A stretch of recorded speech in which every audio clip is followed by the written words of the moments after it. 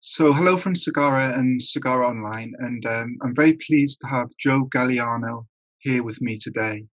I met Joe doing the Killer Bee inquiries, which is a sort of advanced mindfulness technique that we both were involved in, and I've come to know him very well, and I think of him as a really good friend now. He's a really interesting bloke. He was a firefighter and a paramedic, and now has his own business, I think, as a fire code consultant. But what I came to learn about Joe is he has like quite a history in terms of his involvement in various traditions. I don't know if we call them traditions, but so I think he was originally a Roman Catholic, and he's been involved in Scientology and Unity Church, Course in Miracles, and other things, which we'll hopefully we'll hear about during this interview. So welcome, Joe. Thank you, Cigar. Good to see you, my brother. Yeah, thanks for coming on. Brilliant. And yeah, I'm really interested to hear what you've got to say. So, I mean, maybe we'll just start. You could say a little bit. I mean, I know that you've got an Italian background, and there's a sort of Catholicism in there, and maybe you could just say a bit about like where you're from, that kind of thing, just as an introduction, and maybe how you first came to move into spirituality. Mm. Well, my family background is from they hail from Sicily, Italy, around the Palermo, Chinisi area, which is an interesting mix. A lot of love and a lot of anger, always ready to be to jump into one or the other. And of course, the Italians have a very strong Catholic background. So I was initially raised a Catholic, went to Catholic school till fifth grade, and actually wanted to be a priest when I was a young man. Never made it to altar boy, interestingly, but that was my indoctrination.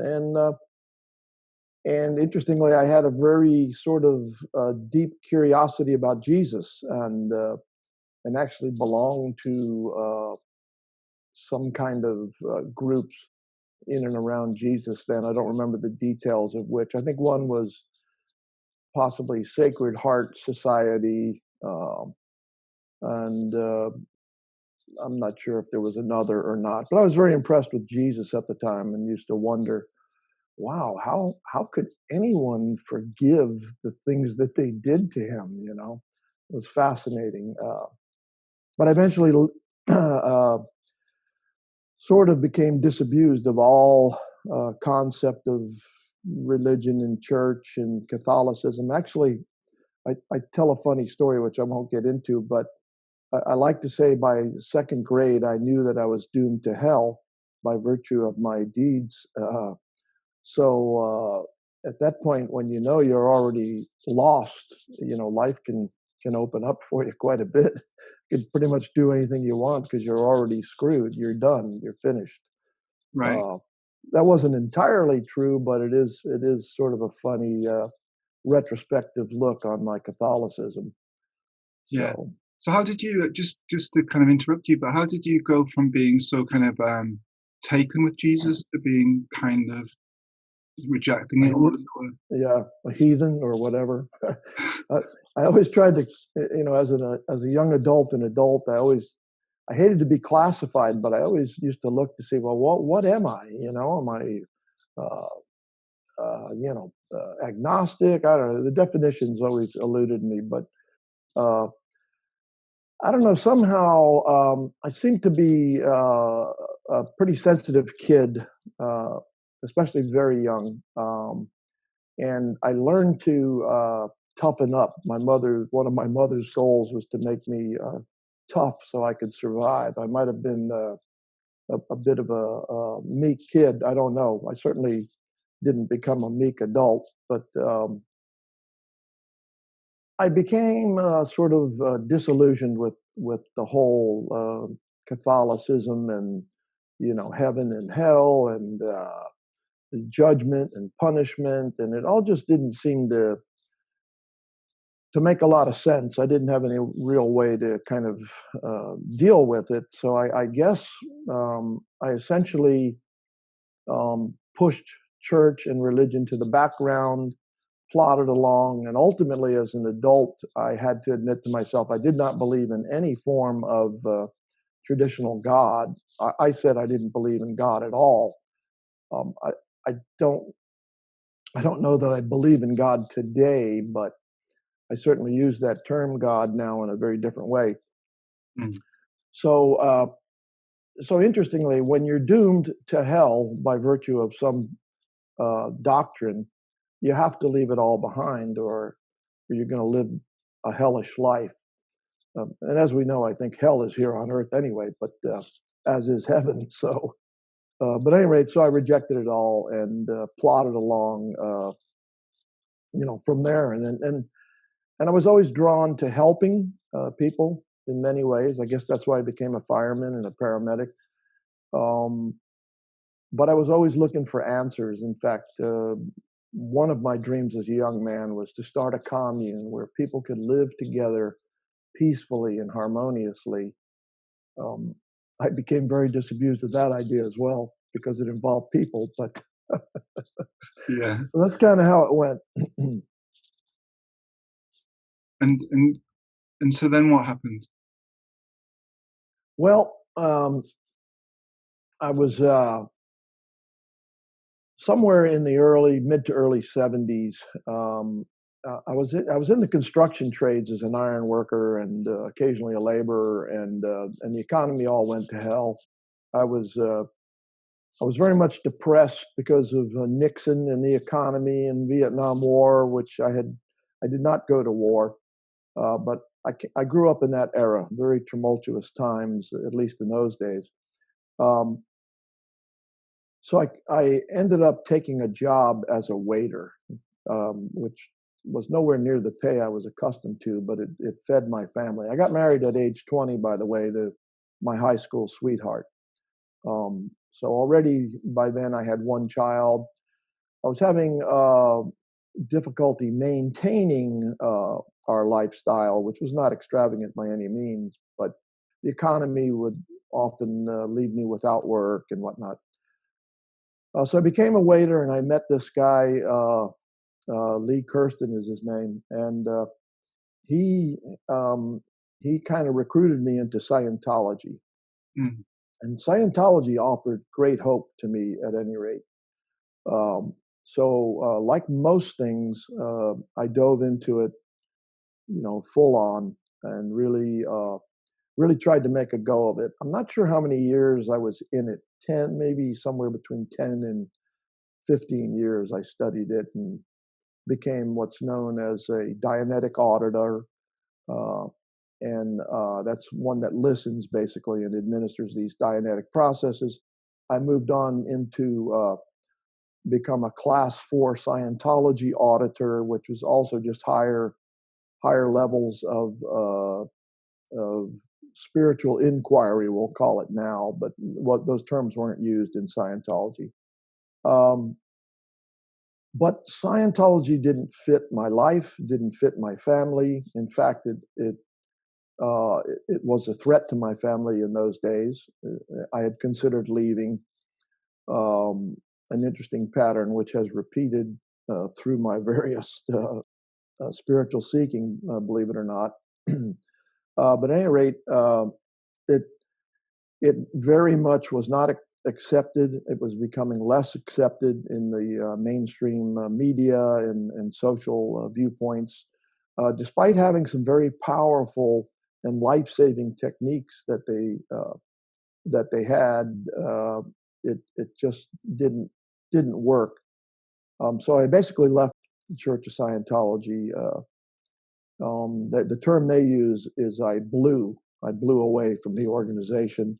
Mm. That in itself is a nice long story, but at any rate, I left it behind and just totally washed my hands of it and left.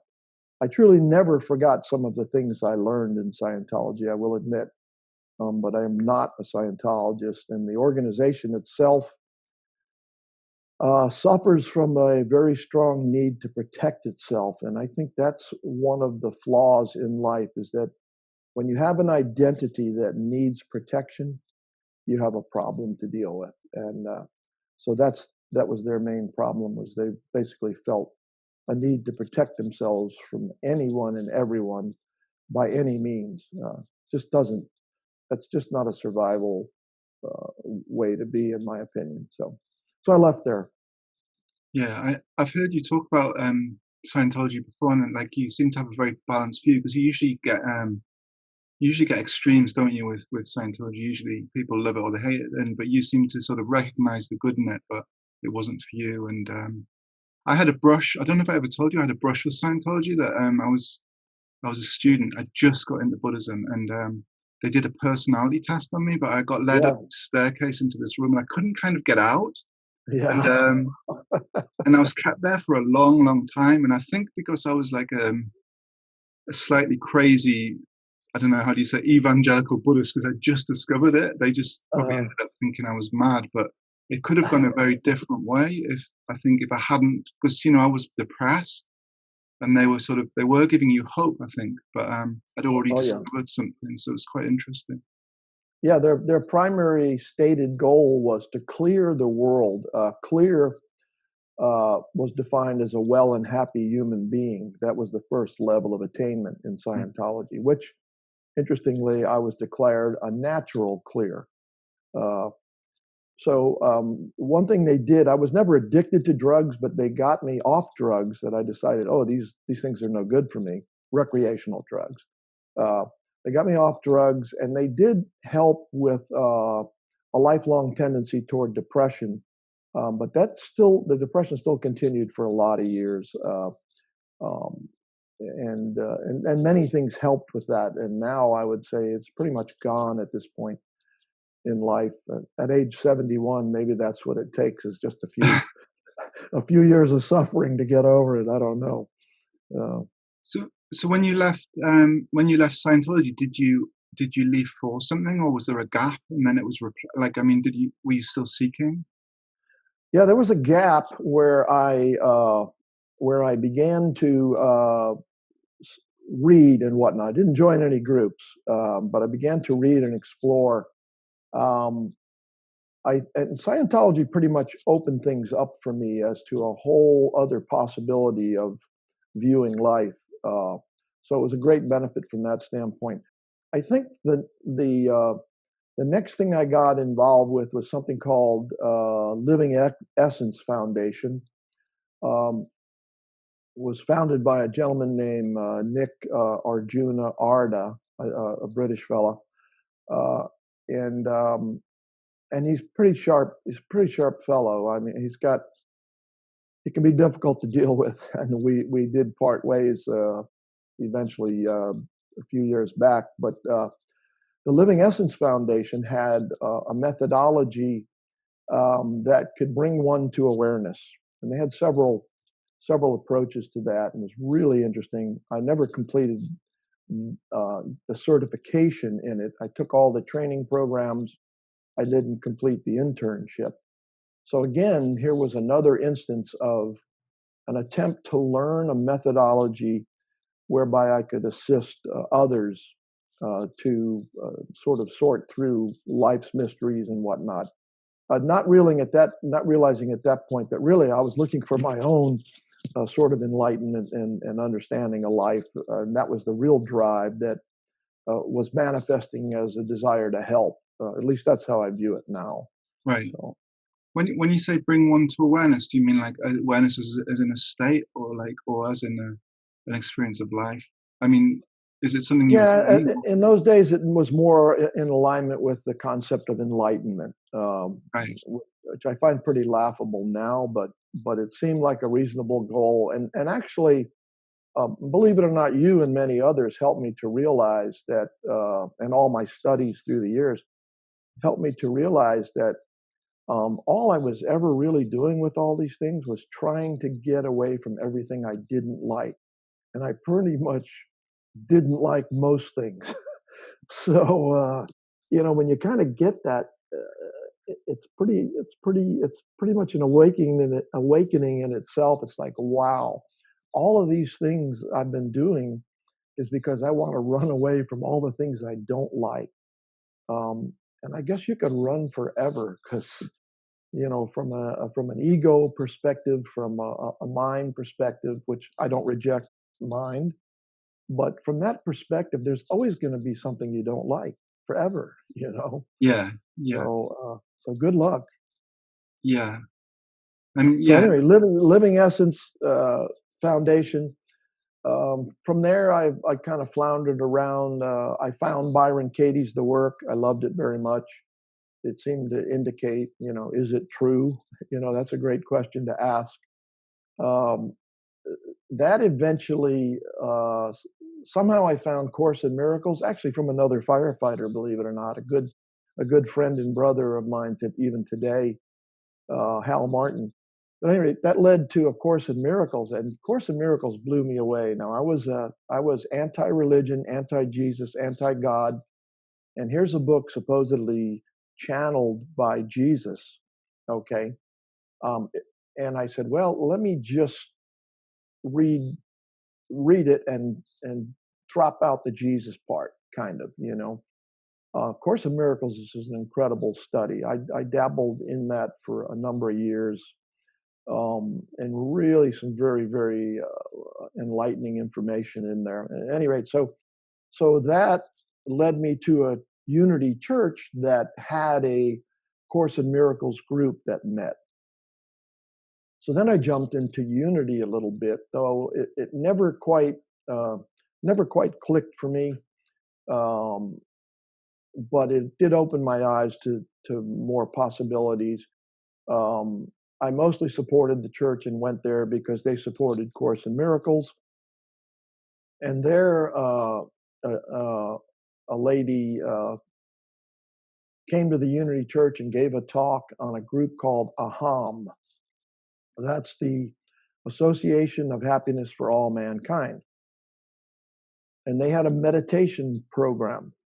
So I went and did the little workshop at the Unity Church, and then I traveled to North Carolina and attended like a 3-day meditation workshop, mm, and I was pretty much hooked. And that started my meditation practice. I stayed with them a number of years. I sort of became their man in Miami. I had a local meditation group. Um, there was an American guru there. His name was A. Ramana. He was, though he never met Ramana Maharshi, he was a devotee of Ramana Maharshi. He discovered Ramana Maharshi after his death in the 50s, obviously. So, so this introduced me to this kind of Hindu non-dual movement, meditation, etc. And I really jumped into that um, full bore, as we say. Uh, and I stayed with them a number of years. And like I said, I was like their main guy here in Miami. And then I was going to leave my wife and family and go live at the center and work at the center. That attempt lasted about 2 weeks. At that point, I realized two things. Um, I realized that I wanted to be enlightened and I wanted to remain in my family. Even though the two did not seem to correlate very well, they didn't mesh very well, I realized that's the truth for me. It wasn't an either or, it was one and the other, both. mm, So I said, let me try and make this work. mm. Well, it didn't totally work, though I got a lot out of my association with Aham. Eventually, I left the guru and left that organization entirely. That was a very traumatic move for me, but very freeing ultimately. And when you say you were like, when you say you were wanting enlightenment, like, so what were you imagining that was at this point? Um, Hard to say today, but as I reflect back, I thought it was this state where I was totally not at the effect of anything that happened in my life. Right. And I have to laugh because I may have gotten very close to that. I mean, I've got a house where I have no running water right now since Saturday because of a plumbing leak, and I'm dipping buckets of water out of the pool to flush the toilets and wash dishes. But on some level, it's okay. So anyway, that's what I was looking for, was to be totally unaffected by anything that occurred in life. And uh, you know, as the composite beings, as I call it, that we are, which is essentially this God nature or spirit or whatever, uh, with a body and a mind, you know, and identification as this. Um, I kind of forgot where I was going there now. I totally lost the point I was making. You're talking about enlightenment. So essentially, you know, is the mind and body are going to suffer, and you know, you're going to be aware of that and identified with it. I think that's pretty much an inevitable condition, despite being able to rise to very high levels of awareness and consciousness.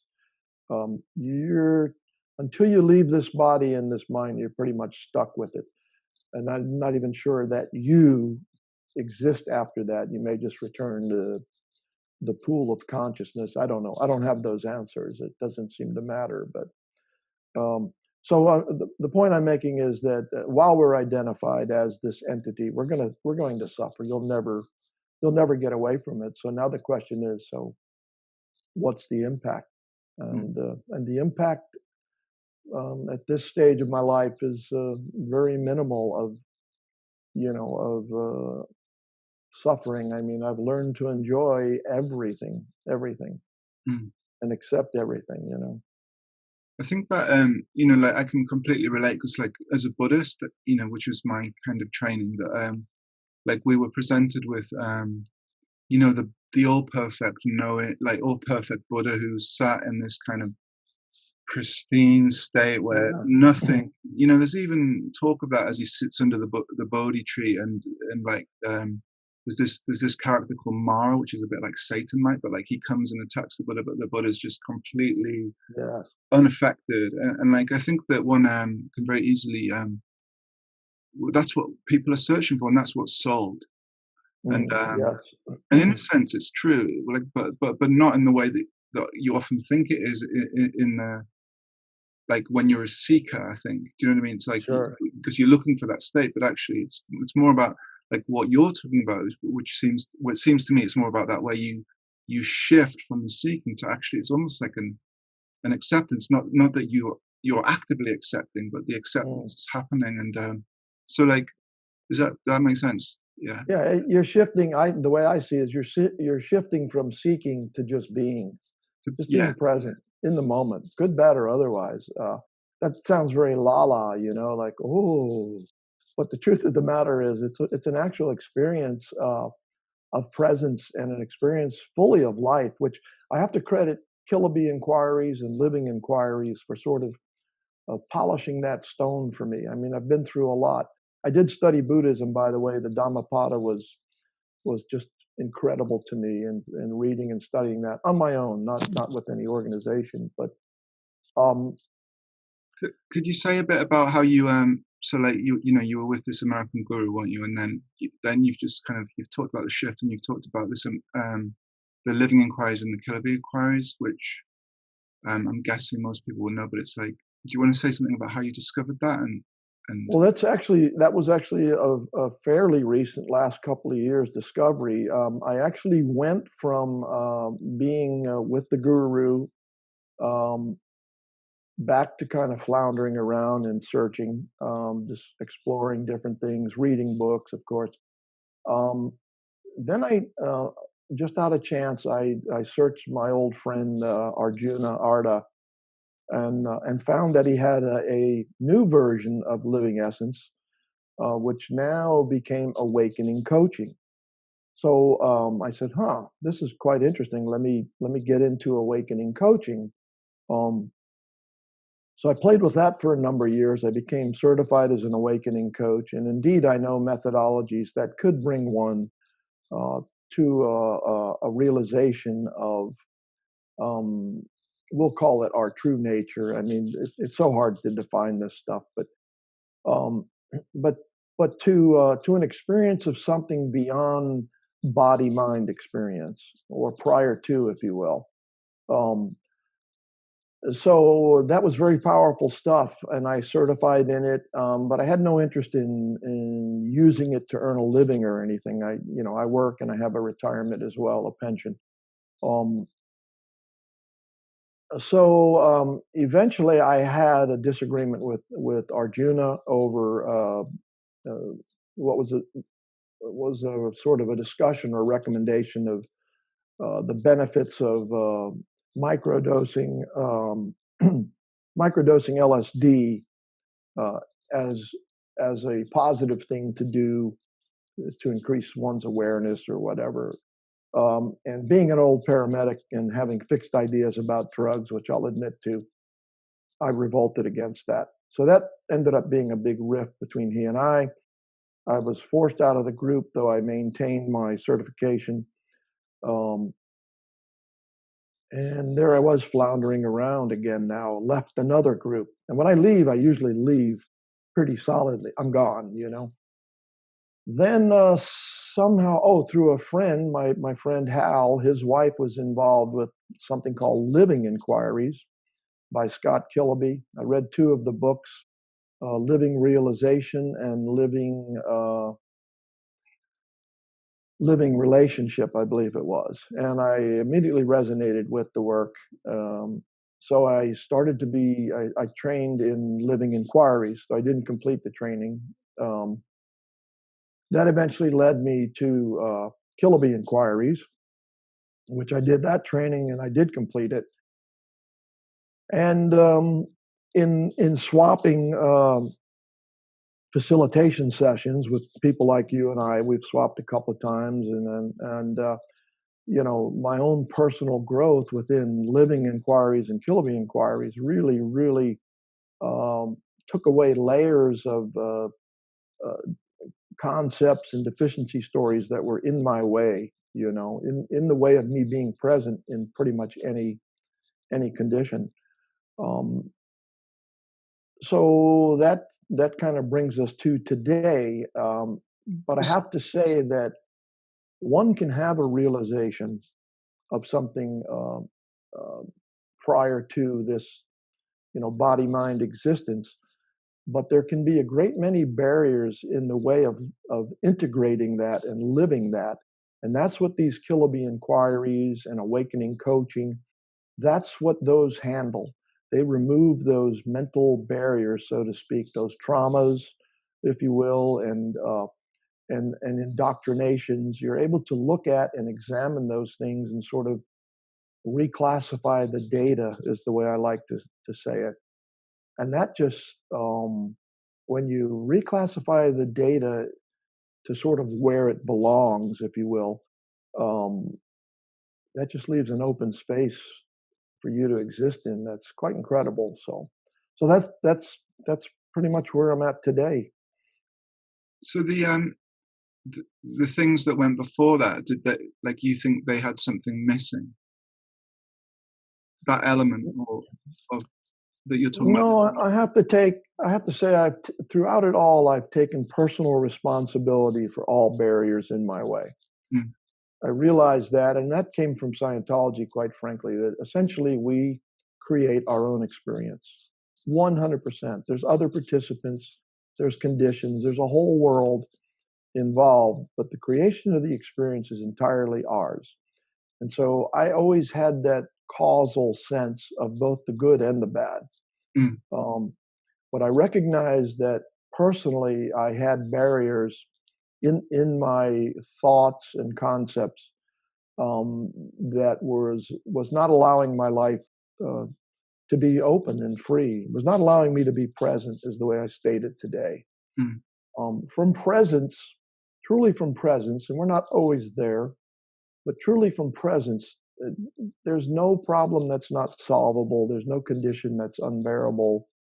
So the key is removing the barriers, if you will, to presence. And what's found after the barriers are removed is beyond description, but beautiful, Mm. beautiful. Mm. Lovely. And so I mean, do you have like now? Do you have a practice, or is it? I mean, I know you do some inquiry work still, therapy inquiries, and but do you have? But is there another practice that accompanies them? Is there? I think that is there a religious aspect?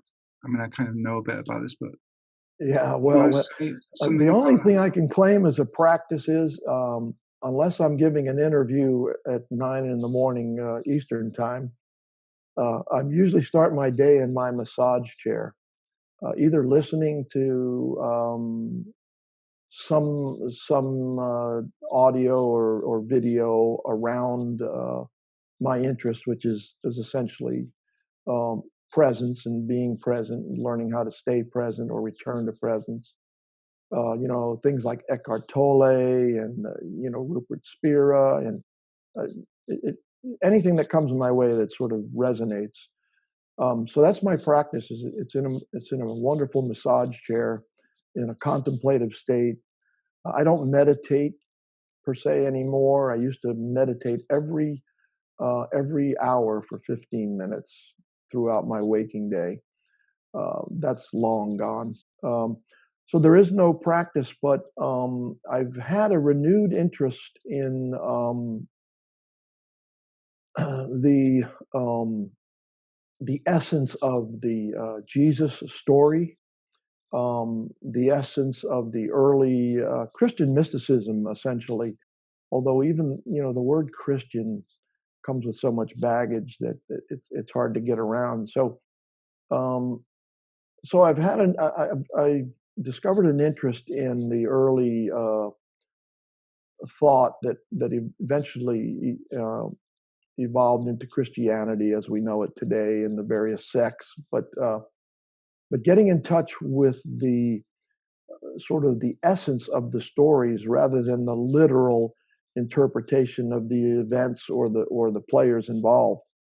Um, and Adyashanti's resurrecting Jesus was a big step in that direction. Um, so that's currently where I'm at, and as you well know, now I'm in the process of exploring the formation of a church, a virtual church or group. I mean, I don't know where it's going. It's been an interesting ride, and actually, um, there's a nice nucleus of people that seem to be of the same ilk as I, and we're going to have our first call this week to discuss that and see where this goes. But there's been a definite fearless inspiration on my part, which does scare the hell out of me. But so I decided to say, let me step forward. What do I have to lose?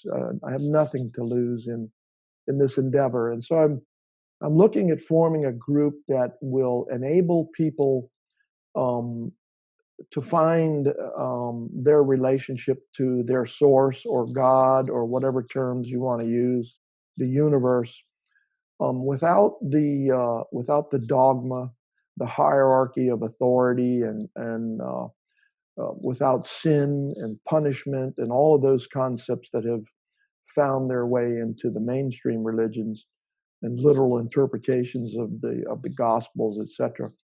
Um, and when I look at all the things I want to exclude in this movement, I wonder how is it going to be possible to do that, without beliefs and whatnot. And I'm sort of at this point the leader of the group in that I instigated it, but I don't want anything with leadership or authority or so I'm blindly surrendering to the fact that I don't know how it's going to go and what it'll look like and what the answers are, but a total willingness to find out. And this could very well be a success or one of the greatest failures ever, but it'll be a wonderful journey. So, and you're part of it. So, And so, just to ask you a bit about your experience. So, say for example, with this project that you're talking about now, is your sense that you are doing that, or is your sense that that is coming through you? I mean, just kind of curious, not to give any definitive answer, but like, what's your sense of it? Yeah, I have to say the sense is that it's coming through me because there's no, I don't experience, at least that I'm aware of, any need for it to succeed. I don't feel a sense of ownership of it. Um, it's just got such a free flow to it that it's like, oh man, this is incredible. And just the synchronicity that's already occurred around it with people I don't even know, that know someone I know, that have sort of come on board with this. It's like, wow. I mean, there was a gentleman, a friend of my brother, Richard Anderson, uh, over in your neck of the woods, who I know through Awakening Coaching, and as part of my men's group. He said that, I won't name the individual. He said so and so had uh, a thought come to him the other day to start a church. Okay, and then here I am starting a church, for lack of a better word, and so the guy totally resonated with where I'm coming from on it. So that kind of synchronicity is beyond anything I could have created personally as an individual. Mm, So I just feel like a conduit for it to happen. mm, And I would be lying if I didn't say I was apprehensive at times or felt fear or certainly lots of wonderment, or how am I going to do it, and will I be ridiculed, and how will my wife take it, and but I just don't feel the barriers, they're just not very solid. It's just like, just mm, move, so mm. it's not me. It's kind of, and that's very la too. It's not me. Yeah, okay, buddy, it's you. I don't know, because like, you know, well, there's this there's this idea of grace, isn't there? And but there's also like when you really look, you're not really doing anything anyway. So like, so I get it, but I think that I know this is a story, but it seems like when you're more in a line, when you give up the baggage, that kind of synchronicity seems to be able to come through more. Yeah. So And here's the interesting point. So how do you give up the baggage? Do you just will that? Possibly, but not my experience. Or do you find methods and methodologies that allow you or enable you to give up the baggage? And that's what I classify awakening coaching, living inquiries, Killaby inquiries, and God knows how many more methodologies that allow you to give up the baggage, and the space that is created in doing so for you as an individual is incredible. It's just incredible. So that's what this movement is to be a vehicle to allow people to give up the baggage. I love that phrase that mm, just says it all. Um, so yeah, that's where this is coming from. This is a tool, another tool. There could be millions of tools, I don't know. Just another tool to give up the baggage. So what you're left with after all the baggage is gone is just you, mm, what you really are in totality, which for me includes body, mind, and pure consciousness and everything in between. It's a package deal. I do have a belief. I believe that God or source or whatever that is essentially all there is, and each of us is just a manifestation of that essence. And there are billions of manifestations on here on this planet, certainly. Um, so we are just expressions of God, and to me, that's the gnosis that I'm attracted to. That's the knowledge that I'm attracted to. Knowing that, and is it a belief? Sure, it's a belief for me personally. But that belief is so all encompassing and so freeing. It's just incredible. I mean, what is not included in everything? mm, Just that. So that's my experience. That's the arena I'm playing in today. mm. And that, in a way, I feel like that's really inspiring, and it's a good place to end. But I really want to ask you about I really want to ask you about your family and your wife, Mm, and like, mm. just to take it right back down to the Monday family life. What's more Do you know what I mean? Where are you more a person than family life in a way? And like, so like, how's that Yeah. changed? And how have you, how have they accepted your toing and froing with different traditions and where you are now? And has it been No, positive? that's not been an easy journey, and you had to go there, right, Sagara? But that's beautiful because let's get real. I'm married 51 years now. Married my high school sweetheart. Mm, Little did I know at age 20 that I had so much growing to do. Um, looking back, it's probably insane to get married at that age and think, and think that it could work, but it has worked because it's been the biggest problem and the greatest joy of my life. Um, so no, my family doesn't fully understand where I'm coming from and where I'm sort of going, but it has benefited them in ways that they don't even realize, and I do see it. Um, my wife, God bless her, is fearful of some of the things I get involved in. I don't tell her everything, and that's an area of life that I need to work on, and I will. Um, I haven't told her about this movement, though she kind of knows, but I have avoided that area. So is that a big deal for me? No, it's so handleable that I just need to get around to doing it, and I am avoiding it to some degree. So I'll be honest with you. That's an area of life, relationship, really anywhere in life, but in the level of a marriage such that I have, which is a beautiful marriage, there's still a level of honesty on my part that has to be attained for me to be fully present in this relationship all the time. mm, Um, one caveat is that I developed the ability to spiritually bypass. I don't mean that as a criticism of anyone or anything, but I could drop into presence and awareness as a way to avoid things that I still need to take a look at. Okay. So, have I cleared everything? No. Have I cleared everything relationship wise for myself? No. But it will be. Does it seem urgent? Unfortunately, no. And maybe that's an avoidance. So I'll just be honest. I don't have the answer. There's work there to be done, but I'm not going anywhere. One thing I have learned that I don't throw blame as much anymore.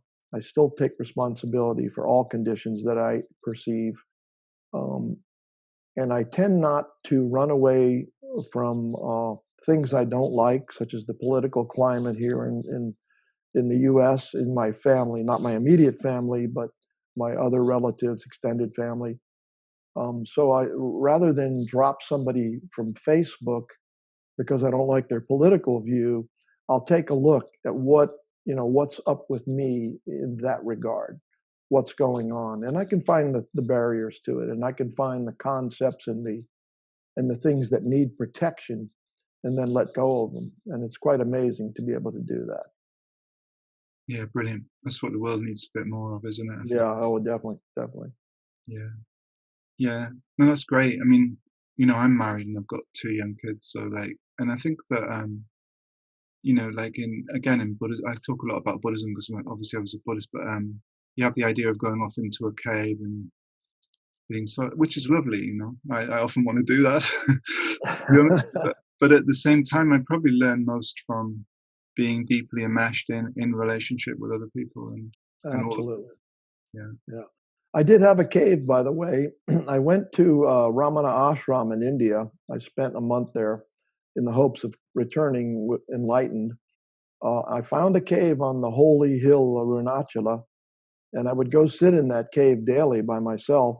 Um, and all I thought about was home, and I took all the baggage with me and sorted through it and repacked it and held on to it, and it was a beautiful month of contemplation, meditation. Ramana Ashram was a beautiful ashram. Um, it was interesting contrast of both spirituality and and and degraded life in India, believe it or not. and seeing movie posters plastered all over a temple, I was aghast at that, you know. And then seeing the cows eating the posters off the temple walls and walking through cow pies and whatnot. India was incredible. The brightness in the eyes of the children was just incredible in India, but the level of poverty was beyond description. People literally picking up grains of rice to survive after the harvest of rice and the threshing of it and all. They'd go in and pick up what was left over. Uh, is incredible. What contrast in India? But so I had my cave. That was the whole reason. And the cave, you can't go to the cave, man, because you have to take your luggage, and you will. So get rid of the baggage or the luggage, and then if you want to go to a cave, you can, or you might find you are the cave. So it's up to you. Wonderful. That's a great ending. So, Yeah, yeah.